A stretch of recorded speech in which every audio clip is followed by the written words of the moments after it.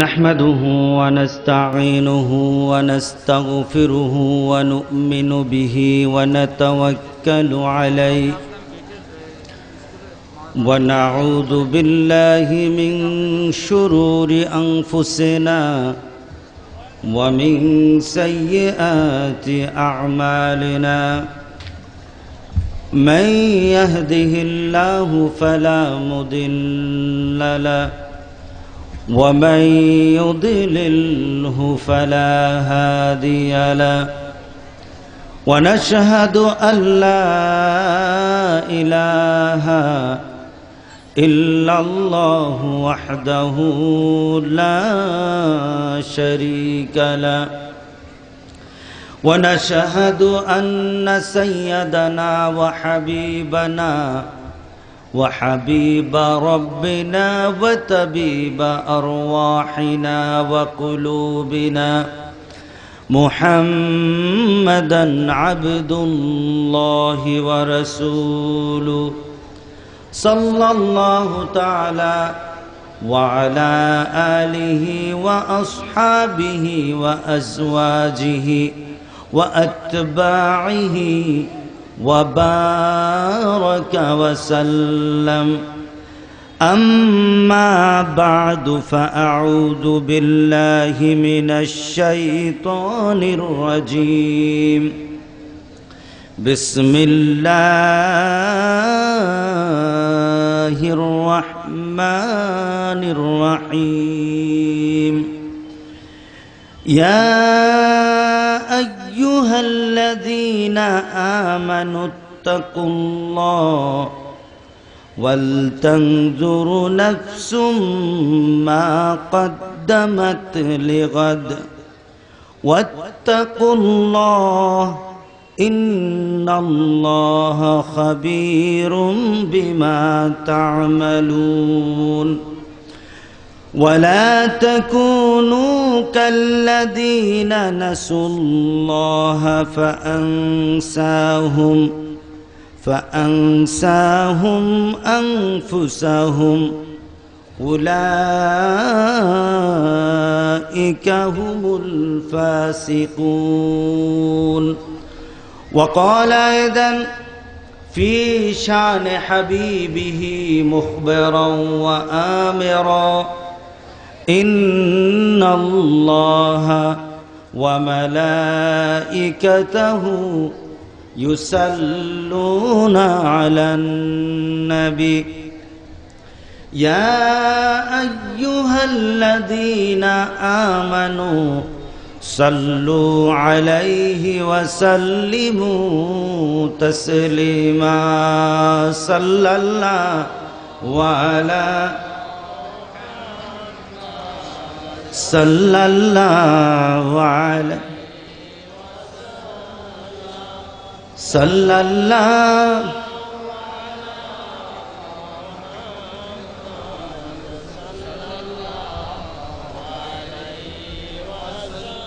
بلغ العلا بكماله كشف الدجى بجمال حسنت صلوا عليه لا إله لا إله إلا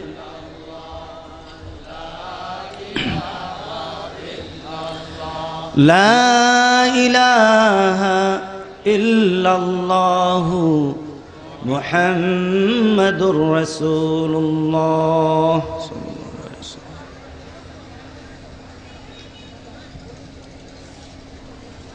তিন দিন ব্যাপী তাফসীরুল কোরআন মাহফিল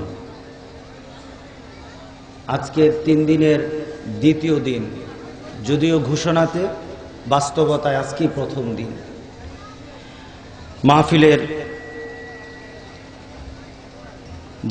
যারা আলোচনা রাখবেন উলামায়ে কেরাম, আমার পাশে বসা সিরাত ফাউন্ডেশনের সভাপতি, উপস্থিত উলামায়ে কেরাম, দিনদার ইমানদার মুসলমান ভাইয়েরা, পর্দার আড়ালের আমার মা ও বোনেরা, আল্লাহ জাল্লা জালালুহু আম্মা নওয়ালুহুর দরবারে কালেমাতে শুকর আদায় করি। একটি আবেগ ঘন পরিবেশে, কোনো উত্তেজিত না, কোনো ধরনের অপারগতা না, কোনো ধরনের অমনোযোগিতা না, পূর্ণতার সাথে আল্লাহর প্রতি মহব্বত নিয়ে ভালোবাসা মিশ্রিত, যে মাবুদ আমাদেরকে আসার মতো দুটো পা দিয়েছেন, যে মাবুদ আসার মতো আমাকে একটা হৃদয় দিয়েছেন, যে মাবুদ আসার মতো আমাকে একটা ঈমান দিয়েছেন, যে মাবুদ আমাকে সব সময় পরিচালনা করেন এবং আজকের মতো একটা কল্যাণকর কোরআনের মাহফিলে আসার মতো তৌফিক দিয়েছেন, ওই মাবুদের প্রশংসা করি। সবাই জবান খুলে বলি আলহামদুলিল্লাহ। মাহফিল হবে কি না হবে, মাহফিল হওয়া বা না হওয়া, এটা সবকিছুর দায় দায়িত্ব পৃথিবীর কারো কাছে না, আমার মাবুদের কাছে। কারো কাছে? বলেন কার কাছে? এ কোরআনের মালিক কে? কোরআনের মালিক আমরা, কোরআনের মালিক আল্লাহ। আমাদের মালিক কে? আমাদের মালিক আল্লাহ। সুতরাং ওই মাবুদ তার গোলামকে গোলামি সৃষ্টির জন্যে, ঈমানকে পৃথিবীর মধ্যে মুনাব্বার করার জন্যে ওই মাবুদ এই মাহফিলকে সাজানোর ব্যবস্থা করেছেন, ওই মাহফিলে আসার ব্যবস্থা করেছেন। যেই মাবুদ আসার তৌফিক দিলেন তার প্রশংসা করি। সবাই পড়ে আলহামদুলিল্লাহ। এ কোরআনের মাহফিল। সূর্য আছে, সূর্য উঠে, সূর্য আলো দেয়। সূর্যের নেচারই হলো আলো বিতরণ করা। কি বলেন? সূর্য কি অন্ধকারে থাকতে পারে? কোথাও সূর্য আছে, সেখানে আলো নেই, এমন কোন পরিবেশ পৃথিবীতে দেখাতে পারবে? পৃথিবীতে কেউ দেখাতে পারবে না। সূর্য গোটা পৃথিবীকে আলোকিত করে। এটা হলো সূর্যের নেচার, এটা হলো সূর্যের চরিত্র। কোরআন গোটা পৃথিবীকে শান্তি করে, ইনসাফ কায়েম করে, গোটা পৃথিবীর মানুষের সকল কিছুকে এই কোরআনের মাধ্যমে বাস্তবায়ন করা হয়। দুনিয়াতে করা হয়, আখিরাতে করা হয়, এটাই কোরআনের নেচার। সুতরাং আমরা অন্ধের মতো নই। যে অন্ধ সূর্যকে দেখে না বলে সে দাবি করে না সূর্য নেই, সে দাবি করে সূর্য নেই, আসলে সে অন্ধ। কথা ঠিক আছে কিনা বলেন? সূর্যের সামনে হাত ধরে যদি বলে সূর্য দেখি না, মানি না, তাহলে বোঝা যাবে চোখও নাই, দিলও নাই। কথা ঠিক আছে কিনা বলেন? এই কোরআন আছে, কোরআন থাকবে, কোরআনের গোলামরাও থাকবে। এখন কোরআনের আলো শুনবো না, কোরআনের নূর নেব না, তার জন্য যদি তারা কেউ চোখে পর্দা ফেলে, কোরআনের কিছু হবে না।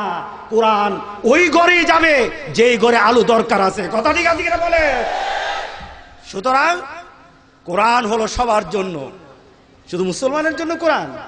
বলেন, সূর্য যেমন সবার, কোরআন তেমন সবার। এ কোরআনের উপর আমল করে আমরা করছি বলেই পৃথিবী টিকে আছে। কোরআনের উপর আমলকারী পৃথিবীতে কেউ থাকবে না, পৃথিবীতে মজাও থাকবে না। সুতরাং এই পৃথিবীর স্বাদ, এই পৃথিবীর যত ধরনের চাহিদা পূরণ করছি কোরআনওয়ালারা। আজকে কোরআনওয়ালারা আছে বলে এই পৃথিবীর টিকে আছে। কোরআনওয়ালারা থাকবে না, পৃথিবী টিকবে না। মজা খাও, আমরা অপেক্ষায় করছি জান্নাতের মজার জন্য। রাজি আছি কিনা সবাই? ভুলে গেলে চলবে না আমরা কোরআনের পাগল, ভুলে গেলে চলবে না আমার একটা পরিচয় আছে, আমি আল্লাহর গোলাম। ভুলে গেলে চলবে না আমি হলাম মুহাম্মদুর রাসূলুল্লাহ সাল্লাল্লাহু আলাইহি সাল্লামের উম্মত। কথা ঠিক আছে কিনা বলেন? ভুলে গেলে চলবে না আদম থেকে মুহাম্মদ সাল্লাল্লাহু আলাইহি ওয়াসাল্লাম পর্যন্ত যত নবী এসেছে সবাই আমার উত্তরসূরি, সবার উত্তরসূরি আমি। তারা হলো আমাদের পূর্বপুরুষ, তাদেরকে আমি শ্রদ্ধা করি, তাদের ধারাবাহিকতায় আমার ঈমান, আমার আমল। কথা ঠিক আছে কিনা বলেন? ভুলে গেলে চলবে না।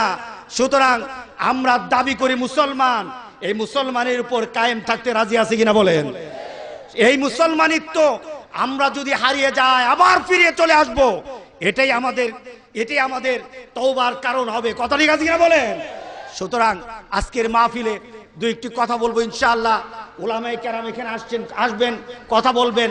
আজকে আমি শুধু হারানো, আমাদের থেকে হারানো চিন্তা চেতনা, আমাদের হারানো ঈমান এবং আমাদের হারানো যে ঐশ্বর্য যেটা আমাদের থেকে চলে গেছে, সেটাকে একটু আমি টাচ করতে চাই। দেখা যাক কিনা, দেখা যাক আমাদের মধ্যে সেই চেতনা ফিরে আসে কিনা। রাজি আছেন কিনা বলেন? সূরা হাশরের 18 এবং 19 নম্বর আয়াত তেলাওয়াত করেছি, সরল অনুবাদ করে জানাই। আল্লাহ বলতেছেন, ইয়া আইয়ুহাল্লাযীনা আমানুত্তাকুল্লাহ, ও ঈমানদাররা আল্লাহকে ভয় করো। কাকে ভয় করতে হবে?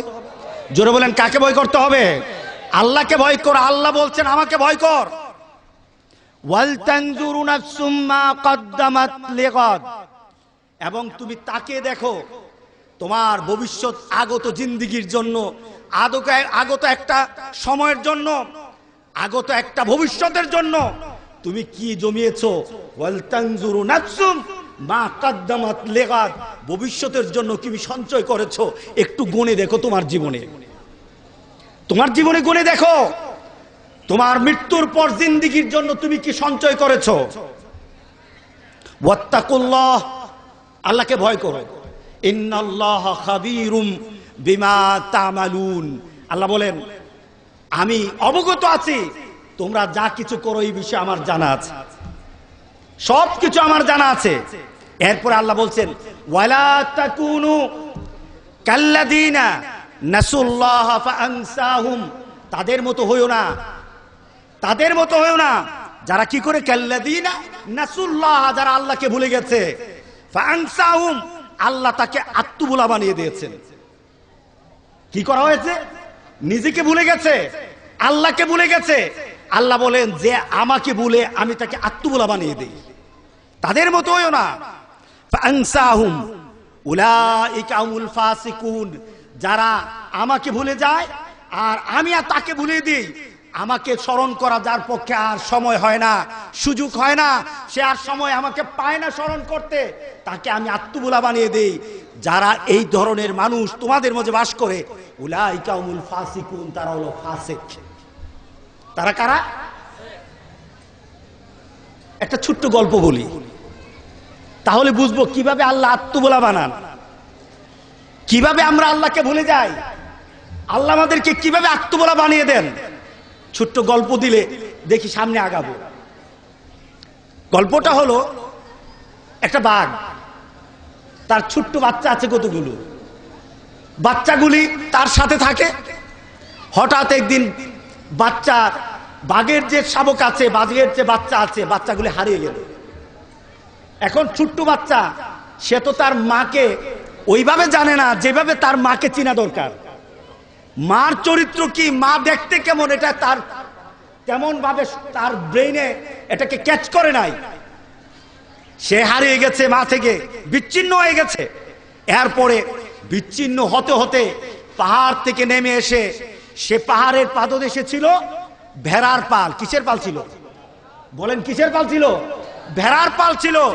ওই ভেড়ার পালের সাথে বাঘের বাচ্চা মিশে গেছে। কিসের বাচ্চা? জোরে বলেন, কিসের বাচ্চা? আসলে তার পরিচয় কি? বাঘ। কার সাথে মিশেছে? এবার সে তার ভেড়ার সাথে চলতে চলতে, ভেড়ার দুধ খায়, ভেড়া ঘাস খায়, সেও ঘাস খায়। ভেড়া যা খায় তা খেতে খেতে তার ভেড়ার যে চরিত্র তার মাঝে চলে আসছে। কারণ সে থাকে কার কাছে? ভেড়ার কাছে। আসলে সে কি? আসলে সে বাঘ, কিন্তু সে হলো ভেড়া। কারণটা কি? তার পরিবেশ, তার পরিবার, তার আশেপাশে যারা আছে, তার আহাল, সে যার সাথে চলে, তার বন্ধু, তারা হয়েছে ভেড়া। তার নিজের যে পরিচয় ছিল সে বাঘ, সে তার ভাগ ওই পরিচয়টা সে ভুলে গেছে। তার বাঘ পরিবেশে না থাকার কারণে ভেড়ার সাথে থাকতে থাকতে সে তার নিজের আসল পরিচয় ভুলে নিজেও ভেড়া হয়ে গেছে। কি হয়ে গেছে? ভেড়া। এখন ভেড়ার সাথে চলে, ভেড়া যা খায় তা খায়, ভেড়া দুধ খায় সেও দুধ খায়, ভেড়া ঘাস খায় সেও ঘাস খায়। ভেড়ার সাথে চলে, ভেড়া বলে ভে, সেও বলে বে। কি বলে? ভেড়া বলে ভে, সে বলে কি? আসলে কি তার ভে আওয়াজ? তার আওয়াজটা কি? হুঙ্কার দেওয়া, এটা চিৎকার দেওয়া। সে বলে বে, বেড়াও বলে বে, সেও বলে বে। কারণটা কি? কারণ হলো তার বন্ধু যারা আশেপাশে আছে সবাই হচ্ছে ভেওয়ালা। কথা ঠিক আছে কিনা বলে? সবাই হলো বেওয়ালা। বাঘ তার নিজেই পরিচয় হারিয়ে এবার সে হয়ে গেছে বেওয়ালা। এক বাঘ দূর থেকে দেখলো অনেক বড় পাল দেখা যায়, ভেড়ার পাল দেখা যায়। ওই ভেড়ার পাল থেকে সে একটা ভেড়া খাবে এই নিয়ত করে ভেড়ার দিকে তাকাচ্ছে, পালের দিকে তাকাচ্ছে। হঠাৎ দেখে সেই ভেড়ার পালের মাঝে একটা বাঘ দেখা যায়। সবগুলি ভেড়া কিন্তু একটা বাঘ। সে তাকে আশ্চর্য হয়ে গেল, ব্যাপারটা কি? এটা তো আমার জাতি ভাই। এটা কি ভাই? এটা তো আমার জাতি ভাই। এটা তো ভেড়ার জাতি না, এটা তো বাঘের জাতি। কথা ঠিক আছে কিনা বলে? এটা তো বাঘের জাতি। কিন্তু এটা বলে এটার যে অবস্থা, এটা কপাল পুড়ে গেছে। এটা কিভাবে কপাল পুড়লো? এবার তার সেই বড় দাদা আর বড় মুরব্বী ওই নাতির অবস্থা দেখে ভেড়া খাওয়ার শখ আর নিজের মধ্যে থাকলো না। সে কি করলো? নিজে খাওয়ার শখ হারিয়ে ফেললো। সে চিন্তা করলো আমার জাতির যারা আমার প্রজন্মের, আমার জাতির কোন একজনের তার নিজস্ব ধারাবাহিকতা, নিজস্ব চিন্তা চেতনা, নিজস্ব ভাব আবেগ, নিজস্ব পরিচয় হারিয়ে ফেলবে, এটা আমি সহ্য করব না। এটা আমার সহ্য হবে না। আমার খাওয়া দাওয়া বড় কথা না, আমার বংশের মাঝে আমার বংশ পরিচয় টিকে থাকা, আমার লোকের মধ্যে আমার পরিচয় টিকে থাকা, এটা হবে আমার জন্য বড় কথা। আমার এখন খাওয়ার সময় না, আমার বংশের পরিচয়, বংশের ঈমান বাঁচানো এখন দরকার। কথা ঠিক আছে কিনা বলেন? এখন আমার বংশের ঈমান বাঁচাতে হবে। কি করতে হবে? এবার সে ভেড়ার সে ইয়ে করলো না, স্বীকার করলো না। সে এটাকে নিয়ে আক্রমণ করলো, ওই বাঘটাকে, বাঘের বাচ্চাকে আক্রমণ করলো। তাকে নিয়ে গেল, ঘাটটা ধরে নিয়ে গেল, নিয়ে এবার চিন্তা করলো, সামনে বসালো। সামনে বসে বলল, তুমি কি জানো তুমি যাদের সাথে চলো তাদের পরিচয় আর তোমার পরিচয় এক না।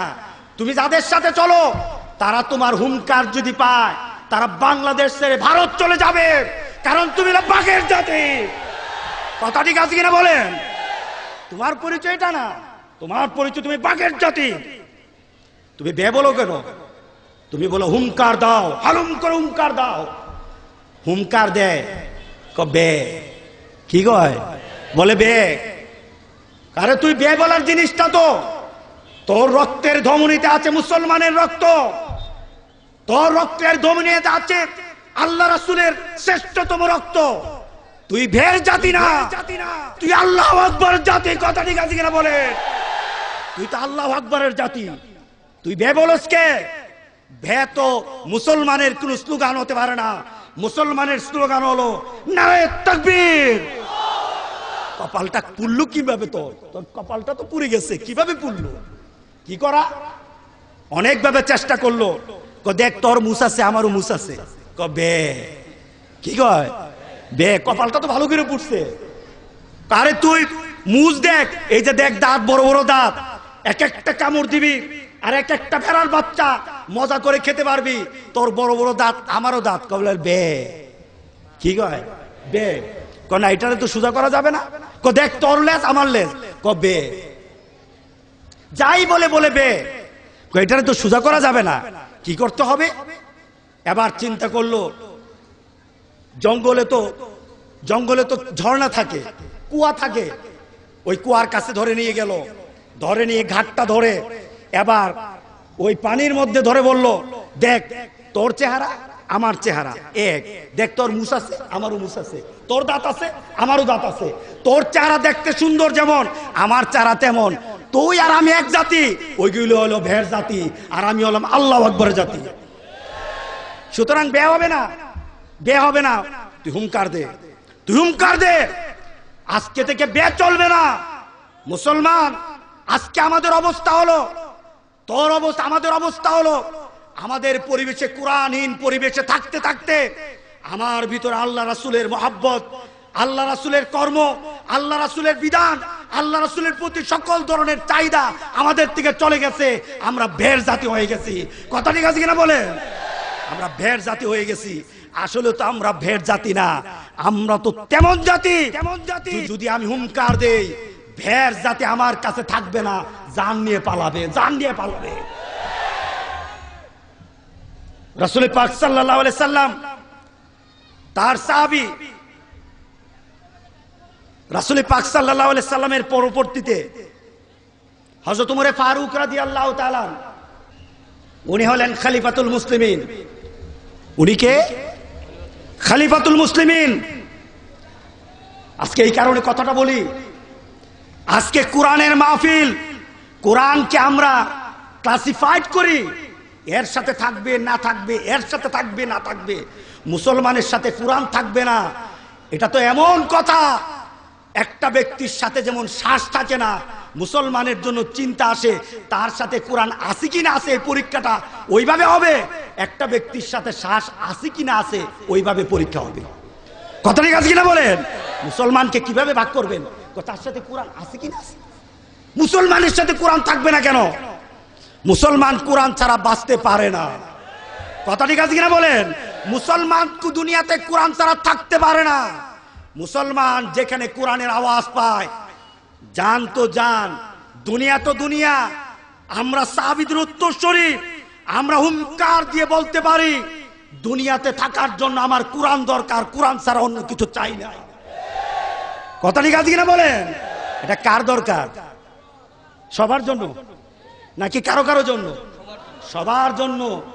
যে লোকটা ওই শ্বাস প্রশ্বাস প্রতিদিন ব্যবহার করে আর বলে শ্বাস ছাড়া আমি থাকতে পারবো না, তার জন্য যেমন শ্বাসটা দরকার, মুসলমানের জন্য কোরআন দরকার। কোরআন ছাড়া তো হবে না। কোরআন ছাড়া তো আমার কোনো পরিচয় নাই। যে কোরআন আমার জন্য এসেছে পৃথিবীতে আমার মর্যাদা সম্মান উঁচু করে ধরার জন্য। আজকে গতকাল আমি এক জায়গায় কথা বলতেছিলাম, কথা প্রসঙ্গে বলতে গিয়ে বললাম, একটু চিন্তা করেন, পৃথিবীতে আজকে আফগানিস্তান, এটা ছিল মুসলমানদের সবচাইতে একটা প্রিয় স্থান, মুসলমানদের সবচাইতে দিন পালনের একটা শ্রেষ্ঠতম স্থান ছিল আফগানিস্তান, ধ্বংস হয়ে গেছে। কথা ঠিক আছে কিনা বলেন? ইরাক মুসলমানদের জমিন, ধ্বংস হয়ে গেছে। সিরিয়া মুসলমানদের জমিন, ধ্বংস হয়ে গেছে। বার্মা মুসলমানদের জমিন, ধ্বংস হয়ে গেছে। কাশ্মীর মুসলমানদের জমিন, ধ্বংস হয়ে গেছে। গোটা পৃথিবীর সব কাফেররা এক হয়েছে, মুসলমানরা যেখানে আছে সেখানে ধ্বংস করতে হবে। কথা ঠিক আছে কিনা বলেন? এরা হয়ে গেছে, কাফেরদের সবাই হয়ে গেছে এক, আর মুসলমানরা এখনো বাসি। কার সাথে কোরআন আছে না কার সাথে কোরআন নাই? কথা ঠিক আছে কিনা বলেন? এখনো আমি বাসি, এখন আমার বাঁচার সময়। আমার সাথে কোরআন আছে কি নাই, কার সাথে কোরআন আছে কি নাই, এখনো আমরা বাসি। যদি বাসি, আমার অবস্থা তো ওই পর্যায়ে চলে যাবে কাল হাসরের দিন। আমার কোরআন, আমাদের কোরআন আমাদের সাথে না থাকার কারণে আমরা এমন পর্যায়ে চলে যাব, ভুলা, আত্মভুলা, যারা আল্লাহকে ভুলে গেছে, আত্মভুলা হয়ে যায়, তার যেমন অবস্থা হবে হাসরে আমাদের অবস্থা তেমন হবে। কথা ঠিক আছে না বলেন? তেমন হয়ে যাবে হাসরের অবস্থা। সুতরাং আজকের মাহফিলে আমরা সবাই আত্মভোলা থাকবো না, আমরা আবার কোরআনের দিকে ফিরে আসব। রাজি আছি কারা? সবাই রাজি আছি? আমরা আবার কোরআনের দিকে ফিরে আসব। এই কোরআনের দিকে আমাদের সকল চিন্তা চেতনা নিয়ে আবার আমরা কোরআনের কাছে আসব। এটা হোক সমাজের মধ্যে যে কোনো দল, যে কোনো মত, যে কোনো পথ, যে কোনো চিন্তার মানুষ হোক, আমরা সবাই এক হয়ে বলি আমরা সবাই আল্লাহর গোলাম। কথা ঠিক আছে কিনা বলেন? আমরা আবার ঘোষণা দিতে চাই, আমরা ঘোষণা দিতে চাই আমাদের নবী হলে মুহাম্মদুর রাসূলুল্লাহ। আমরা ঘোষণা দিতে চাই এই কোরআন ছাড়া আমাদের চলবে না। কোরআন হলো আমাদের সকল বিষয়ের সমাধানকারী। কথা ঠিক আছে কিনা বলেন? আজকে দুঃখের সাথে বলি, আমরা সবাই মুসলমান কিনা? এখানে বাইরে ভিতরে সবাই মুসলমান কিনা? গোটা পৃথিবীর কেউই দাবি করতে পারবে না কেউই বলতে পারবে না, কেউই এই চিন্তাও রাখতে পারবে না, প্রমাণ দিতে পারবে না যে কোরআন ব্যতীত পৃথিবীতে শান্তি করা যায়, ইনসাফ কায়েম করা যায়। কথা ঠিক আছে কিনা বলেন? মুসলিম তো মুসলিম, কোন ব্যক্তি বলার মতো ক্ষমতা নাই, কারণ আমার কোরআন একমাত্র দাবি করে ইনসাফ আমি কায়েম করতে পারবো, কোন গ্রিকের মূর্তি পারবে না। কথা ঠিক আছে কিনা বলেন? কোন গ্রিকের মূর্তি পারবে না। ও মুসলমান, মান তাশাব্বাহা বিকওমিন ফাহুয়া মিনহুম, কেউ যদি মূর্তির সাথে নিজের সম্পর্ক গড়ায়, সে যত বড় হোক, ওই মূর্তির মতো লোকদের সাথে তার হাসর হবে। আমরা দাবি করি না, আমরা দাবি করি না শুধু, আমরা প্রমাণ দিতে পারবো গোটা পৃথিবীতে শান্তির একমাত্র ঠিকানা হলো আল কোরআন। কথা ঠিক আছে কিনা বলেন? গ্রিকের মূর্তি পারবে না, গ্রিকের মূর্তি পারবে না, এই বাংলাদেশে পারবে না। কথা ঠিক আছে কিনা বলেন? এটা আমার ইমানি দায়িত্ব, এটা আমার ইমানি দায়িত্ব। বাংলাদেশের কে কোথায় বসে আছে এটা দেখার বিষয় না, যার যার যোগ্যতা অনুযায়ী যে যেখানে আছে আমরা মেনে নেই, কিন্তু আমার বাংলাদেশের মুসলমানদের ঈমান এবং আকীদাতে আঘাত করলে আমরা সহ্য করব না। কারণ এই পৃথিবীতে দেখাতে পারে নাই, কেউই দেখাতে পারে নাই কোরআনের উপর ইনসাফ কায়েম করার মতো পৃথিবীতে কোনো গ্রন্থ, কোনো ব্যক্তি দেখাতে পারে নাই। রাজি আছেন কিনা বলায়? সবাই রাজি আছেন তো? এই কোরআন আমাদের ইনসাফ করে।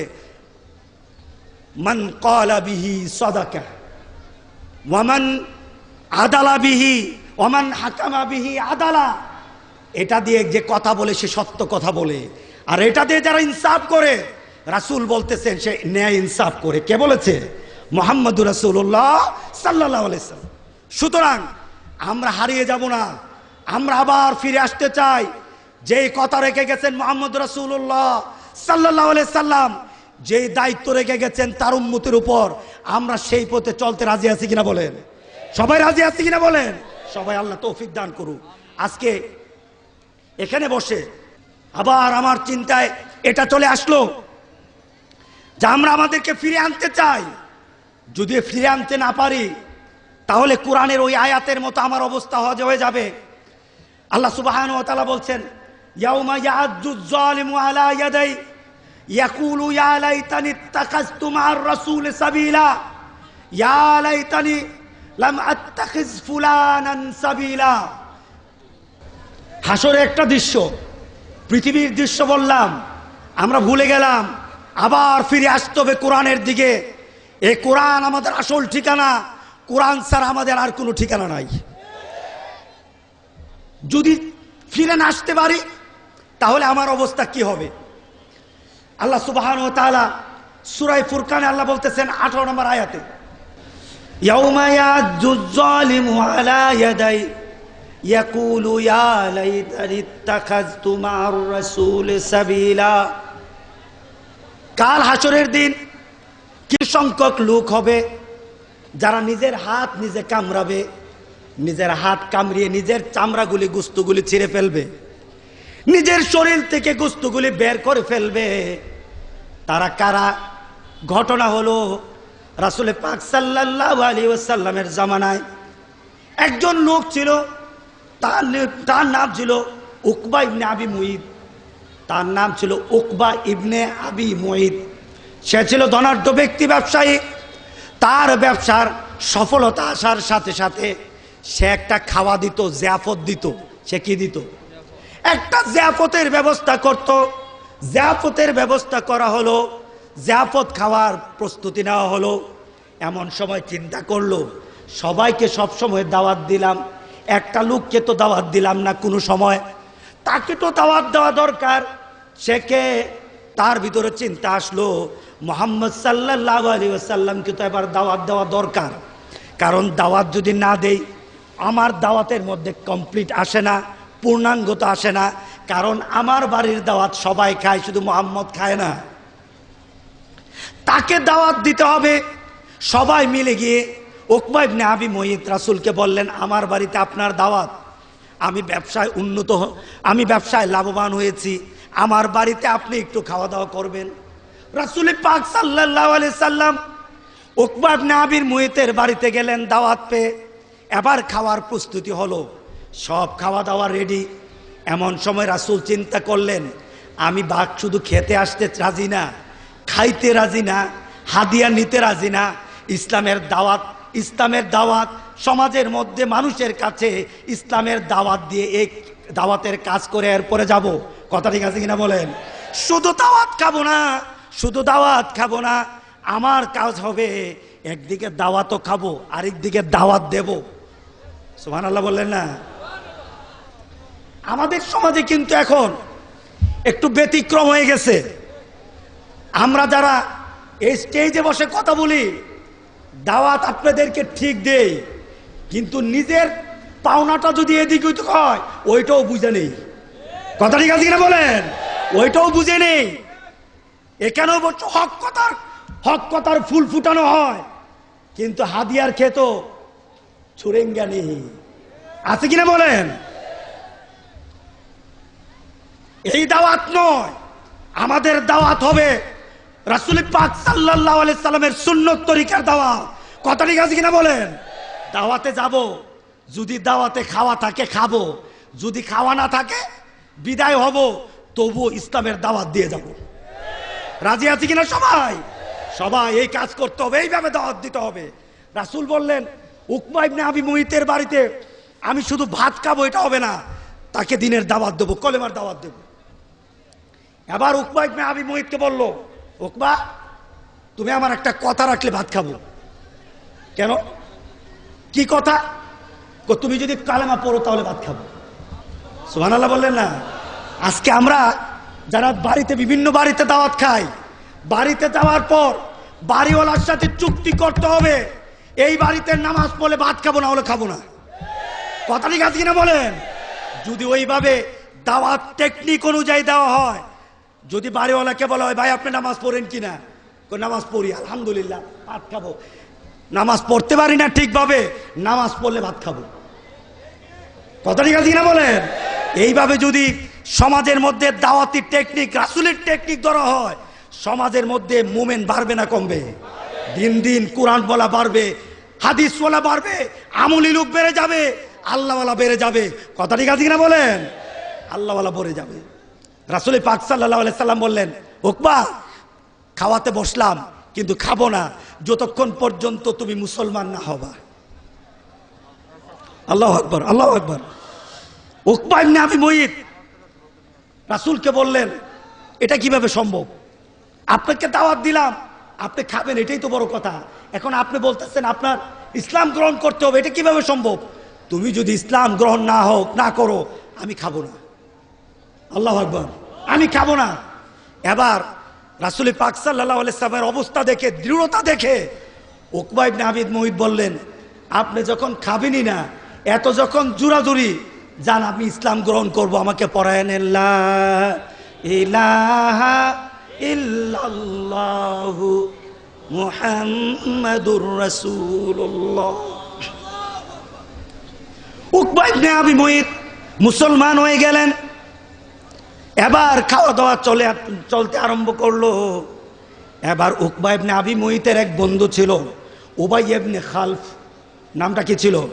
উবাই ইবনে খালফ ছিল তার বন্ধু। কার বন্ধু?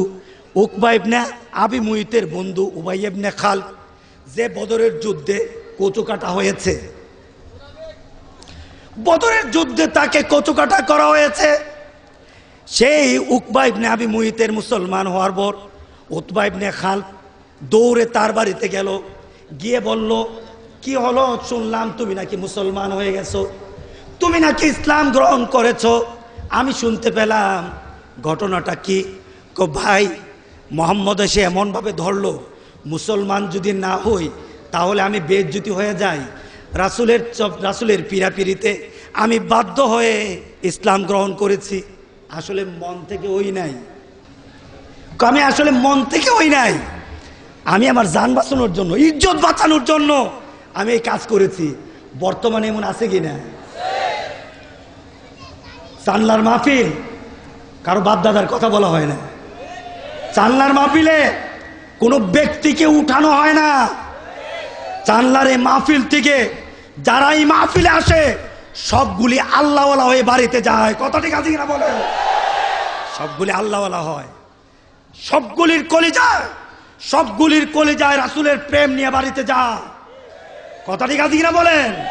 সুতরাং মৌমাছি দেখছেন, মৌমাছির ঘর দেখছেন?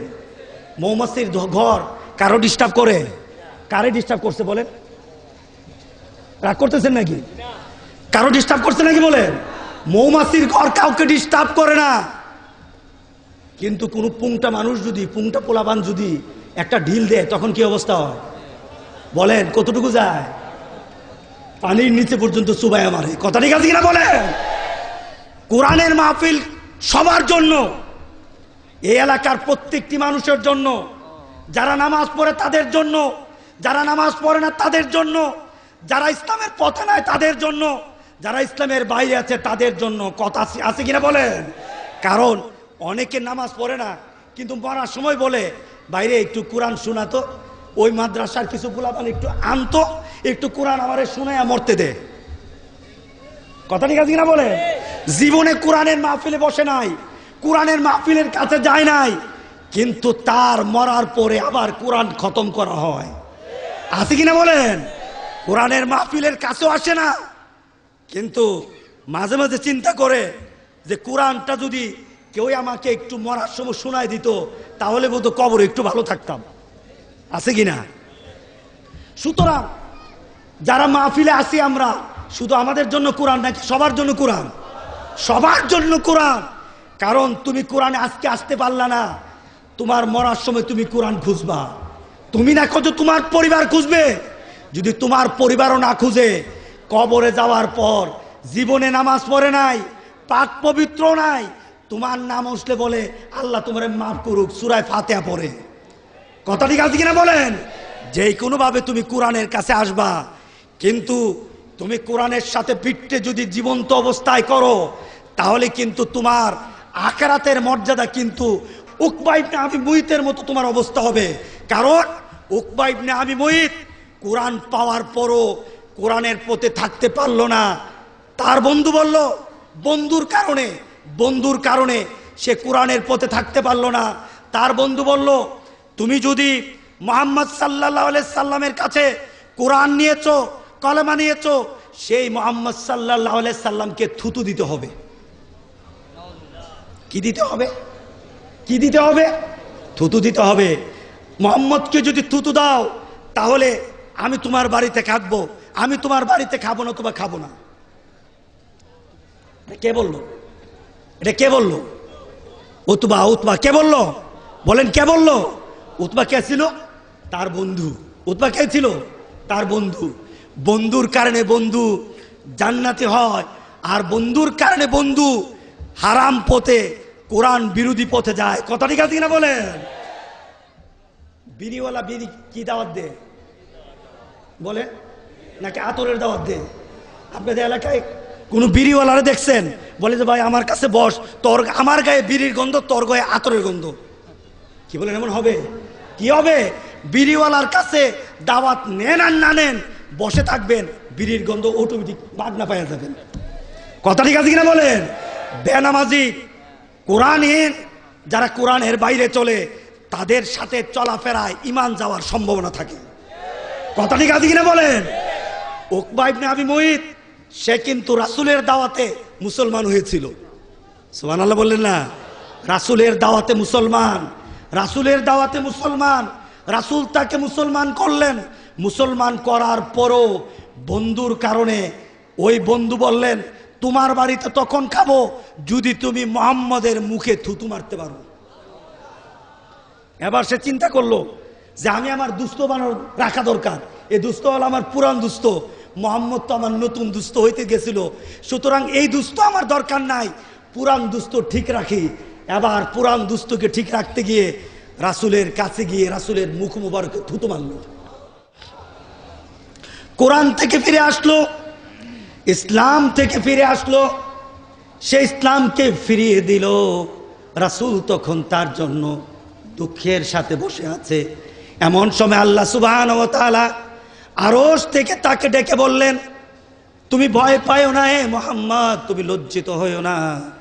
তোমার মুখে যে থুতু দিয়েছে, কলেমা পাওয়ার পর যে তোমাকে ছেড়ে দিয়েছে, ঈমান পাওয়ার পর, মুসলমানের ঘরে জন্ম নেওয়ার পর, মুসলমান নাম নেওয়ার পর যে কোরআনের সাথে থাকতে পারলো না, তার জন্য আপনার কোনো কষ্ট করা দরকার নাই। কাল হাসরের দিন তার অবস্থা এমন হবে, হাসরের দিন সে যখন দেখবে মুহাম্মদ হয়েছে সত্যের পথে আর উতবা আছে আযাবের পথে, মুহাম্মদ আছে আল্লাহর শান্তির পথে, জান্নাতের পথে, আর উতবা আছে দুজকের পথে। এমন দৃশ্য দেখার পর দেখবে তার এই রাসূলকে ছেড়ে দেওয়ার কারণে, মুহাম্মদকে ছেড়ে দেওয়ার কারণে তাকে উতবার পিছনে তাকে লেগে দেওয়া হয়েছে, উতবার পিছনের কাতারে দাঁড়া করে দেওয়া হয়েছে। সে দুজুকি হয়ে গেছে, কিন্তু ছিল রাসূলের সাথে জান্নাতি, কিন্তু বন্ধুর কারণে হয়ে গেছে দুজুকি। এমন আছে কিনা? উতবা তার বন্ধুকে পরামর্শ দিয়ে বন্ধুকে সত্য পথ থেকে বিচ্যুত করে আবার হারাম পথে দুজুকের পথে নিয়ে আসলো, আর ওই পথেই সে মারা গেল। আল্লাহ রাসূলকে জানিয়ে দিলেন আপনি ভয় পাবেন না, উকবা ইবনে আবি মুইত কাল হাসরের দিন নিজের হাত কামড়াবে, আর নিজের গুস্তুগুলি চিরে চিরে বের করবে, নিজের শরীর থেকে গুস্তুগুলি কামড়ে বের করে বলবে আহারে কি করলাম, আহারে কি করলাম। মুহাম্মদের রাস্তা পেয়েও, মুহাম্মদকে বন্ধু বানানোর পরও আমি আমার ঈমানকে হারিয়ে ফেললাম, এর জন্য অনুতপ্ত করতে করতে নিজের গুস্তুগুলি ছিঁড়ে ফেলবে। ইয়া লাইতানি লাম আত্তাখিজ ফুলানান সাবিলা, আরে উতবারে যদি আমার বন্ধু না বানাইতাম, যারা কোরআনের বিরুদ্ধে কথা বলে তাদেরকে যদি আমি বন্ধু না বানাইতাম, আমি যদি বন্ধু বানাইতাম এমন ব্যক্তিকে যারা কোরআনের জন্য নিজের জীবন দিতে রাজি থাকে, কোরআনের জন্য সব সময় প্রস্তুত থাকে, ঘুমায় কোরআনের উপর আমল করে, ঘুম থেকে উঠে কোরআনের উপর আমল করে, বাজারে যায় ঘুম থেকে আমল করে, কোরআনের উপর আমল করে, স্কুল কলেজে যায় কোরআনের উপর আমল করে, মাদ্রাসায় পড়ে কোরআনের উপর আমল করে, মসজিদে যায় কোরআনের উপর আমল করে, বিয়ে শাদী করে কোরআনের উপর আমল করে, ব্যবসা করে কোরআনের উপর আমল করে, দুনিয়া থেকে বিদায় হয় কোরআনের উপর আমল করতে করতে। কথা ঠিক আছে কিনা বলেন? এমন ব্যক্তিকে যদি আমার সাথী রাখতে পারতাম, আমি কি করলাম। আমার বন্ধু যদি ওই মুহাম্মদকে বানাতে পারতাম। আমি আজকে প্রশ্ন করি, এই আয়াতের রেশ কি শেষ হয়ে গেছে না এখন আছে? জোরে বলেন আছে কিনা বলেন। কোরআনের মাহফিল বাপদাদার মাহফিলও না, কারো বংশগত মাহফিলও না। আমি যদি বলি আমরা যে ইসালে সবের মাহফিল করি, এটা একটা দরবারিক আমার বাপদাদার একটা প্রকাশ প্রসার আছে, একটা প্রচার প্রসার আছে, যে আড়াইবাড়ি দরবারের মাহফিল। কিন্তু চান্নার মাহফিলে কার প্রসার আছে বলেন? কার প্রসার? রফিক মিয়ার প্রসার? অন্য কারো লোকের প্রসার? কার প্রচার? কোরআনের প্রচার। কার প্রচার? জোরে বলেন কার প্রচার? এই কোরআনটা, এই কোরআনের প্রচারের মাহফিল। যারা অন্তর দেখে মহব্বত করবে, মাহফিলটাকে মহব্বত করলো না, কোরআনটাকে মহব্বত করলো। কথা ঠিক আছে কিনা বলেন? কোরআনটাকে মহব্বত যারা করে, কাল হাসরের দিন কোরআন বলেন, কোরআনের জন্য তাদের অবস্থা হলো, রাসূল বলেন যার পক্ষে কোরআন আছে তার পক্ষে আমি আছি। আর কাল হাসরের দিন কোরআন যার জন্য সুপারিশ করে, রাসূল বলেন তার জন্য জান্নাত। আর কোরআন যার বিপক্ষে দাঁড়ায়, রাসূল বললেন আমার সুপারিশও কাজে লাগবে না। কথা ঠিক আছে কিনা বলেন?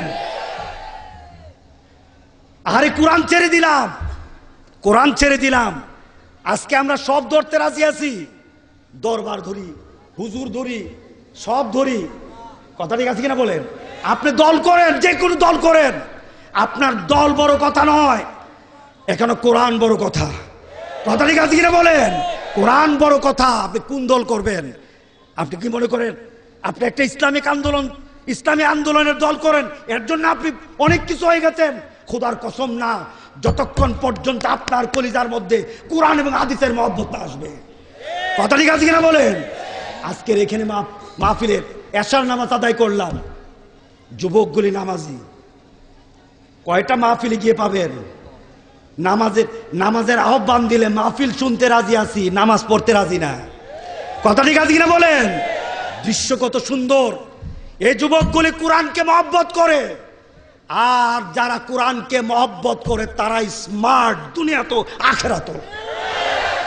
যারা কোরআনকে মহব্বত করে না তারা অনেক ধনী হতে পারে, অনেক স্মার্ট হতে পারে, অনেক ক্ষমতাধর হতে পারে, খোদার কসম তারা হলো দুর্বল থেকে দুর্বল, তারা হলো আনস্মার্ট, আনস্মার্ট, কালচার, তারা হলো অভদ্র, তারা হলো দুষ্ট। যার সাথে কোরআন নাই। ট্রাম্প পৃথিবীর কয়েকজন ধনীর মধ্যে একজন। প্রতিদিনের তার যে খরচ মোটামুটি বাংলাদেশের বাজেটের কাছাকাছি। প্রতিদিনের তার যা খরচ বাংলাদেশের বাজেটের কাছাকাছি। সে তো ধনী লোক, সে পৃথিবীর সবচাইতে পাওয়ারফুল মানুষ, কিন্তু তার সাথে কোরআন নাই। কোরআন না থাকার কারণে তাকে কি আমরা বলতে পারবো সে সুন্দর? সে কি খবিস? সে কি খবিস? সে কি খবিস? যার সাথে কোরআন হয় না সে কখনো ভালো হতে পারে না। আমরা কি চাই এই মাহফিলটা সব সময় জারি থাকুক? চান কিনা বলেন? কারা কারা চান? আমি এই মাহফিল থেকে আল্লাহর কাছে চাই এই মাহফিলটা যেন আল্লাহ কবুল করে নিয়ে মাহফিলের সবাইকে জান্নাত নসিব করে দেন। ওয়াসাল্লাল্লাহু তাআলা আলা খাইরি খালকিহি মুহাম্মাদিন ওয়া আলা আলিহি ওয়া আসহাবিহি আজমাইন। ওয়াসসালামু আলাইকুম ওয়া রাহমাতুল্লাহি ওয়া বারাকাতুহু।